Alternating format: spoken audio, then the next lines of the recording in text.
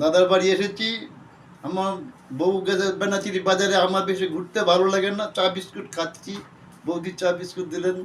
আরেকজন এসছেন সুজনবাবু, আমার শাশুড়ি মা যতক্ষণ ছিলেন বিপদে সবসময় তার কাজ করে দিত, বৌদি যখন যা বলে তাই এনে দেন।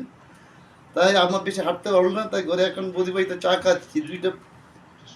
একটা কবিতা বললাম, একটা গর্ভধারিণী মাতৃবন্দনা বলছি এখন, একটু আপনারা ভবিষ্যতের জীবনে আপনাদের কাজে লাগবে।